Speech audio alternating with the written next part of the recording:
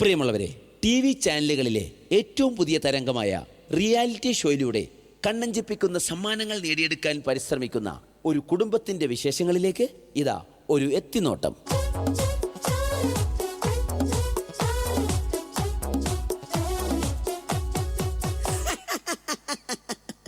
നമസ്കാരം, ഞാൻ ആൻഡപ്പൻ, ഈ വീടിന്റെ ഗൃഹനാഥൻ. ആൻഡപ്പൻ എന്ന പേര് പോലെ തന്നെയാണ് എന്റെയും അവസ്ഥ. ഈ വീട്ടിലുള്ള എന്റെ കുരുത്തങ്കെട്ട മക്കൾ എവിടെ പോയി എന്തടങ്ങേറുണ്ടാക്കിയാലും അവരുടെ പേരിന്റെ കൂടെ ആൻഡ് അപ്പൻ എന്നുകൂടെ അങ്ങ് ചേർക്കും. അതായത് ആൻഡപ്പൻ എന്റെ പേര്. അതോടെ ഞാനും ഇടങ്ങേറലാവും.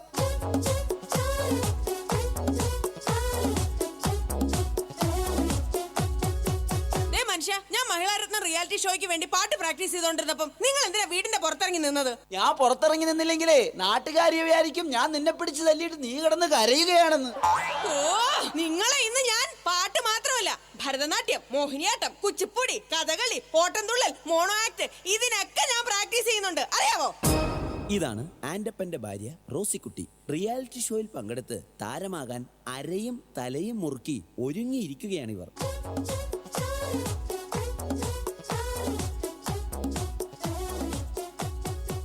പ്രിയപ്പെട്ട അപ്പച്ചനും അമ്മച്ചിക്കും മൂത്ത മകൻ കാതികൻ മാത്തുക്കുട്ടിയുടെ 1000 അഭിവാദനങ്ങൾ. മോനെ മാത്തുക്കുട്ടി, നിന്റെ ഇന്നലത്തെ കഥാപ്രസംഗ പരിപാടി എങ്ങനെ ഉണ്ടായിരുന്നടാ? അതൊരു കഥയാണ് അമ്മച്ചി. റിയാലിറ്റി ഷോയിലൂടെ ശ്രദ്ധേയനായിക്കൊണ്ടിരിക്കുന്ന എന്റെ കഥാപ്രസംഗം കേൾക്കാൻ ഇന്നലെ ഒറ്റൊരുത്തൻ പോലും വന്നില്ല. അയ്യോ, അതെന്താ? ഞാനാണ് കഥാപ്രസംഗം അവതരിപ്പിക്കാൻ വരുന്നതെന്ന് ആ കമ്മിറ്റിക്കാർ പരസ്യം ചെയ്തില്ലാന്നേ.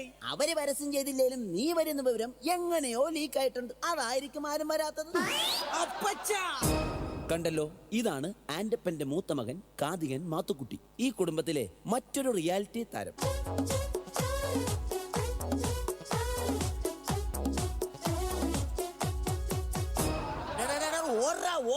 എന്റെ കൺമുമ്പിൽ കണ്ടുപോരുത് അവന്റെ ഒരു ഒടുക്കത്തെ സിനിമാറ്റിക് ഡാൻസ്. എന്താ അപ്പ ചെയ്ത്? അല്ല, അവൻ എന്നാ ചെയ്തിട്ടാ? ഇന്ന് രാവിലെ ഞാൻ കുളിക്കാൻ കയറിയ നേരത്തെ ഇവൻ ഫയർ ഡാൻസിന്റെ റിഹേഴ്സൽ ആണെന്ന് പറഞ്ഞ് മണ്ണെണ്ണ വായിലെടുത്തിട്ട് തീ ഊതി. ഞാൻ അലക്കിട്ട എന്റെ ആകെ കൂടെയുള്ള 2 മുണ്ടിവൻ കത്തിച്ചു കളഞ്ഞ്. അറിയാമോ നിനക്ക്? അപ്പൊ നിങ്ങൾ ഇപ്പൊ കൊടുത്തിരിക്കുന്നതോ? ദേ, ഇത് നിന്റെ അടിപ്പാവാടയാ. ഈ വന്നതാണ് ഈ വീട്ടിലെ ഇളയ താരം, സിനിമാറ്റിക് ഡാൻസുകാരൻ ജോണിക്കുട്ടി. ഇതും മറ്റൊരു റിയാലിറ്റി താരമാണ്. ചാനലൊന്നു തുറക്കുമ്പോൾ കാണാം അതിലെന്നും റിയാലിറ്റി ഷോയുടെ തരംഗം. എത്ര കലകളെ പലരും എടുത്തിട്ട് SMS കുരുക്കുവാൻ ബഹളം. എന്റെ കർത്താവേ, ഇത് ഞാൻ എങ്ങനെ സഹിക്കും? എടി, ഇറങ്ങി വാടി ഇങ്ങോട്ട്. എന്റെ മോന്റെ ഭാര്യയാണെന്നൊന്നും ഞാൻ നോക്കത്തില്ല. ഇറങ്ങി വരാൻ. എന്നാടി റോസക്കുട്ടി, നിങ്ങൾ അറിഞ്ഞോ, ഞാൻ മഹിളാരത്നത്തിന്റെ അടുത്ത എപ്പിസോഡിന് ഉടുക്കാൻ മേടിച്ച പുത്ത സാരി എടുത്ത് നിങ്ങളുടെ മരുമകളുണ്ടല്ലോ ആന്ധ്രന്ന് വന്ന് വെള്ളപ്പൊക്കക്കാർക്ക് എടുത്ത് കൊടുത്തിരിക്കുന്നു. അഹങ്കാരി. അതിന് നിന്നെ പിടിച്ചാലും വെള്ളപ്പൊക്കക്കാർക്ക് കൊടുത്തില്ലല്ലോ. വേണൽ അവൾ അതും ചെയ്യും, അതിന്റെ അപ്പുറം ചെയ്യും. എടി മോളി, ഇങ്ങോട്ട് വാടി. നിന്നെ ഇന്ന് ഞാൻ എന്താ നിങ്ങൾ കണ്ണ് തൊള്ള തുറക്കുന്നത്? എടി, അമ്മച്ചിയുടെ സാരി നീ പിച്ചക്കാർക്ക് എടുത്തു കൊടുത്തോ? ഓ, റിയാലിറ്റി ഷോ. ഇങ്ങനെ റിയാലിറ്റി പ്രാന്തുള്ള കുടുംബത്തേക്കാണല്ലോ എന്റെ കർത്താവേ എന്നെ കെട്ടിയെടുത്തത്. നിർത്തടി. ഈ റിയാലിറ്റി ഷോയൊക്കെ ഞങ്ങളെ പോലുള്ള കലാകാരന്മാർക്ക് പറഞ്ഞിട്ടുള്ളതാ. അതൊന്നും നിനക്ക് പറഞ്ഞാ മനസ്സിലാവുകയല്ല. അയ്യടാ, ഞങ്ങളുടെ കുടുംബക്കാരത്ര മോശക്കാരൊന്നുമല്ല. എന്റെ അമ്മച്ചി നല്ല ഒന്നാന്തര എഴുത്തുകാരിയാ. അമ്മച്ചിയുടെ കഥ വല്ല നിങ്ങൾ വായിച്ചിട്ടുണ്ടോ? പിന്നെ അതിപ്പോ എന്നാ വായിക്കാനാ? നിന്റെ തള്ളയുടെ കഥ നാട്ടി മൊത്തം പാട്ടല്ലേ. എന്താ പറഞ്ഞത്? നീ പോടി അവിടുന്ന്. എന്നെ പറഞ്ഞാലുണ്ടല്ലോ. നിന്നെ പറഞ്ഞാ നീ എന്ത് ചെയ്യടി? നിങ്ങളിങ്ങ് വാ. കൊറേ നാളായിടി നിന്നെ സഹിക്കാൻ തുടങ്ങിയിട്ട്. നിങ്ങൾ പോന്നല്ലേ.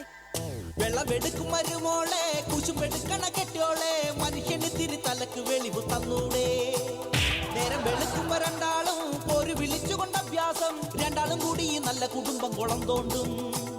പെണ്ണുങ്ങൾക്കുള്ളൊരു നാക്കും വായിന്ന് വന്നൊരു വാക്കും. എത്ര കുടുംബം കലക്കി നാട്ടിൽ.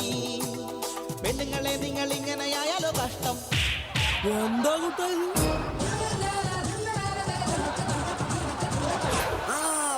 വന്നല്ലോ എല്ലാത്തിനും കുറ്റം പറയണ എന്റെ പൊന്നാരളിയൻ വന്നല്ലോ. എന്തായത് അളിയ? പെങ്ങളെ, മോളെ തല്ലുന്നത് അപ്പനായാലും ഭർത്താവായാലും ഒരു താളവും ബോധമൊക്കെ വേണ്ടേ? എന്റെ പൊന്നളിയ, എരിയുന്ന തീയിൽ എണ്ണ ഒഴിക്കാതെ ഒന്ന് കടന്നു പോകുന്നുണ്ടോ? അളിയ, ഷഡ്ജം ഒന്ന് ഇറങ്ങി പോടാ.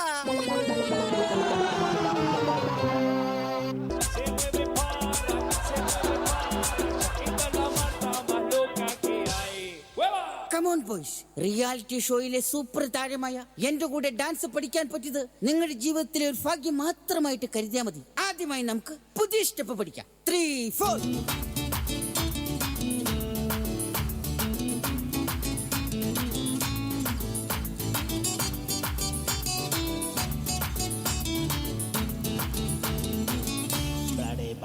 അപ്പൊ ഓക്കെ, ഇപ്പൊ മനസ്സിലായല്ലോ.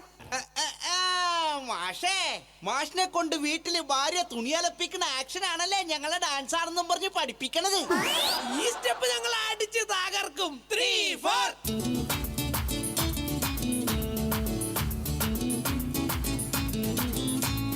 നിർത്തടാ, ഇതെന്നാ കോപ്രാമൊക്കെയാണ് ഈ കാണിക്കുന്നത്. അപ്പാ, ഇത് ഞങ്ങളുടെ പുതിയ സ്റ്റെപ്പാണ്. കോപ്പാണ്. എടാ, ഈ റിയാലിറ്റി ഷോയുടെ കാര്യം പറഞ്ഞ് ചുമ്മാ കോപ്രായം കാട്ടി നടക്കാതെ വല്ല പണിക്ക് പോടാ.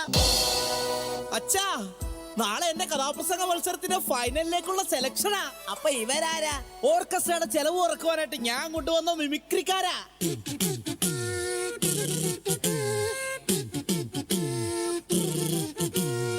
എടാ മാത്തുക്കുട്ടി, നിന്റെ കഥ ഇതുവരെ അമ്മച്ച് കേട്ടില്ലല്ലോടാ. നിങ്ങൾക്ക് വേണ്ടി കഥയുടെ ഒരു ചെറിയ ഭാഗം ഞാനിവിടെ അവതരിപ്പിക്കുകയാണ്. Correct music. അതാ, കിഴക്കേ ചക്രവാളത്തിൽ പ്രഭാതം പൊട്ടിവിടർന്നു.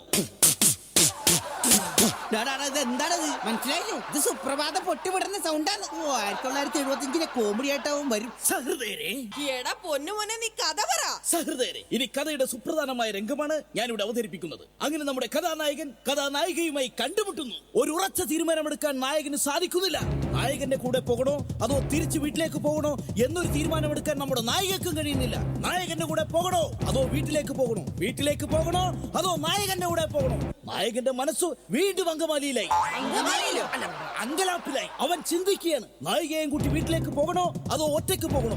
നായികയും കൂട്ടി വീട്ടിലേക്ക് പോകണോ അതോ ഒറ്റയ്ക്ക് പോകണോ? അങ്ങനെ പ്രതിസന്ധിയിലായ നായകൻ ദുഃഖഭാരത്താൽ പുഴയിലേക്ക് എടുത്തൊരു ഒറ്റ ചാട്ടം. സഹൃദയരെ, വെള്ളത്തിൽ നിന്നും ഇങ്ങനെ മുങ്ങിപ്പൊങ്ങിക്കൊണ്ട് അവൻ കരയിൽ നിൽക്കുന്ന നായികയെ നോക്കി പറഞ്ഞു. എട, വെള്ളത്തിൽ നിന്ന് പൊങ്ങി വന്നവൻ കരയിൽ നിൽക്കുന്ന നായികയെ നോക്കി പറഞ്ഞു. ഓ, നായികയെ നോക്കി പറഞ്ഞു, ഒന്ന് ഇറങ്ങി പോടാ. ഇവർ പങ്കെടുത്ത റിയാലിറ്റി ഷോയിലെ ഒരു കടുത്ത മത്സരത്തിന് ശേഷം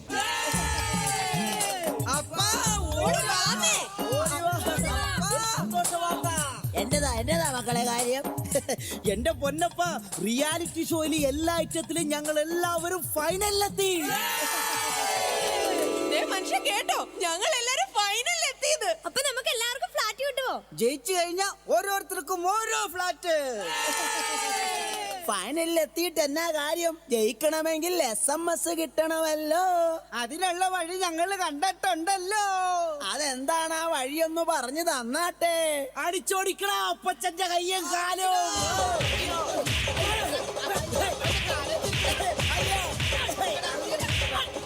അയ്യോ, എന്തിനാടാ അപ്പന്റെ കയ്യും കാലും തല്ലി ഓടിച്ചത്? അപ്പനെ തല്ലി കയ്യും കാലും ഒടിച്ചാലേ റിയാലിറ്റി ഷോയിൽ കാണിക്കാനായിട്ട് ചാനലുകാർ വന്ന് ഷൂട്ട് ചെയ്യുമല്ലോ.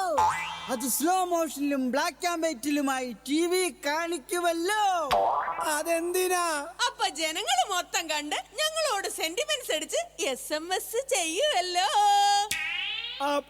അപ്പൊ SMS കിട്ടി ജയിച്ച് എല്ലാവർക്കും ഫ്ലാറ്റ് കിട്ടുമല്ലോ.